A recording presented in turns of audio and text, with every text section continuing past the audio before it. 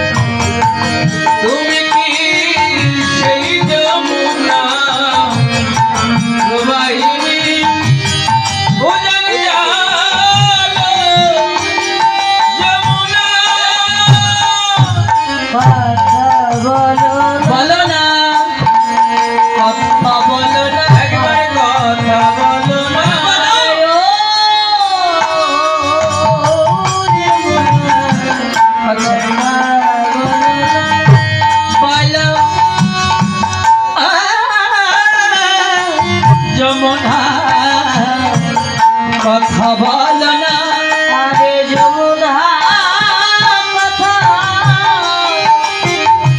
কইছো না কেন যমুনা কথা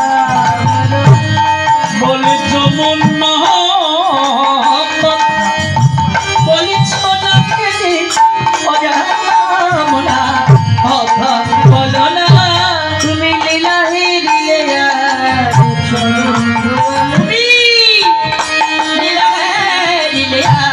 চরণ বলে তুমি লীলা হে লীলা চরণ ধুয়ালে বলি সে থাকি নাই গো মনে লীলা হে লীলা চরণ ধুয়ালে বলি সে থাকি নাই কি মনে চরণে আরো মনে করে দেখো যমুনা বলো দেখি কোথা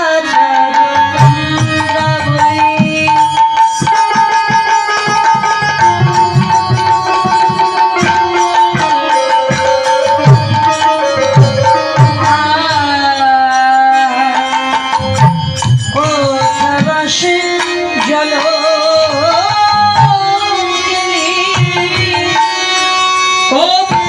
চালু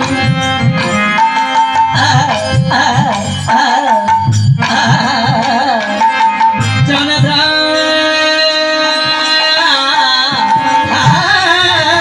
বলি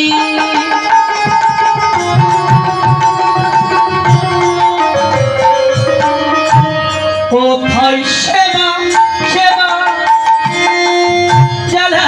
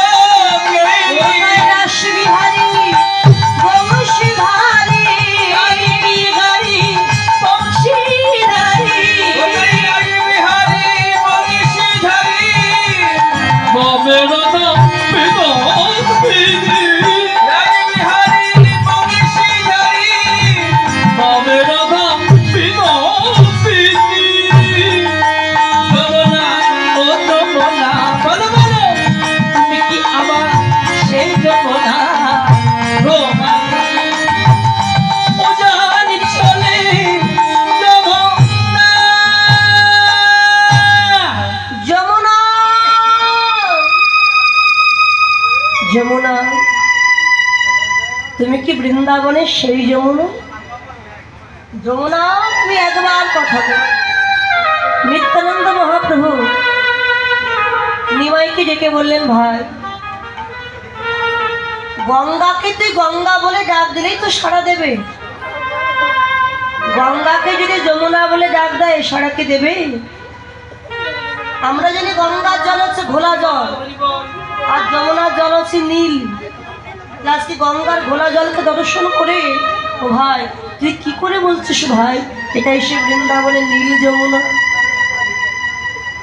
এই কথা শ্রবণ করে মহাপ্রভু নিত্যানন্দকে ডেকে বললেন, দাদা আজকে তুমি আমার নয়ন দিয়ে দেখো, দেখলেই তুমি বুঝতে পারবে গঙ্গার ঘোলা জলের অন্তরালে যমুনার নীল জলই প্রবাহিত হচ্ছে।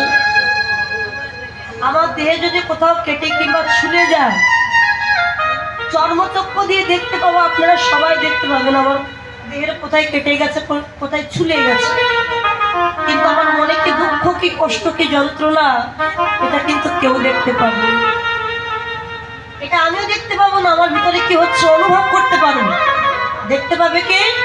ডাক্তারের কাছে যখন যাওয়া হবে এক্সরে মেশিনের দ্বারা, তখন জানা যাবে দেহের মধ্যে কোথায় কি হচ্ছে, কোন হাড় ফেটে গেছে, কোনটা নষ্ট হয়েছে, তখনই জানা যাবে এক্সরে মেশিন দ্বারা।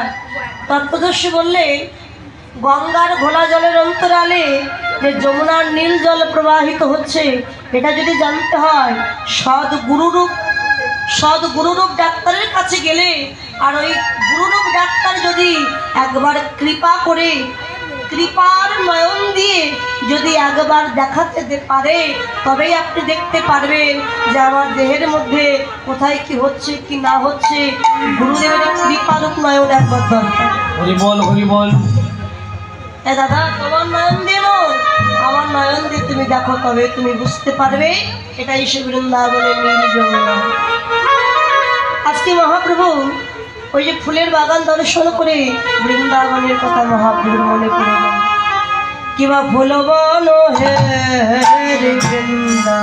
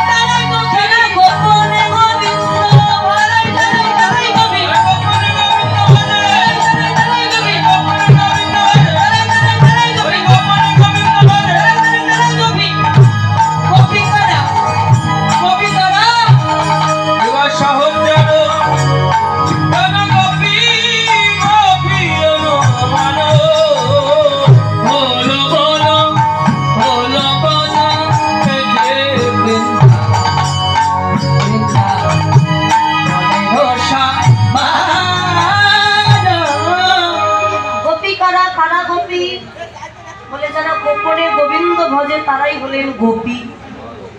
গো মানে ইন্দ্রিয়, পি মানে পেশন করা।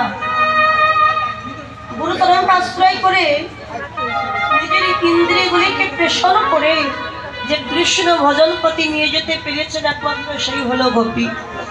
যদি কেউ ভাবে বৃন্দাবনে গেলেই তো গোপী হওয়া যায়, যে বৃন্দাবনে গিয়ে আমি 1 বছর থেকে আসি, তো এখান থেকে বৃন্দাবনে চলে গেল, গোপীদের মতো পোশাক পরেছে, গোপীদের মতো সেজেছেন, বড় বড় তুলসীর মালা দিয়েছেন গলায়, কিন্তু কোনোদিন সে কৃষ্ণ ভজন করি, শুধু বড় বড় তুলসীর মালা দিয়েছে, কৃষ্ণ নামই করিনি।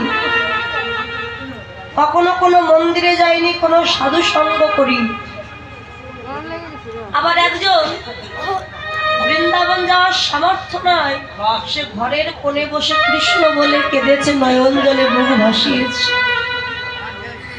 তাহলে মহাজন বলেন গোপী কে হতে পারবে? যে বৃন্দাবনে গেছে সেই, নাকি যে ঘরের কোণে বসে কৃষ্ণ ভজন করেছে সে? বলে ঘরের কোণে বসে যে কৃষ্ণ ভজন করেছে সেই গোপী হতে পারবে। সাজার কি প্রয়োজন?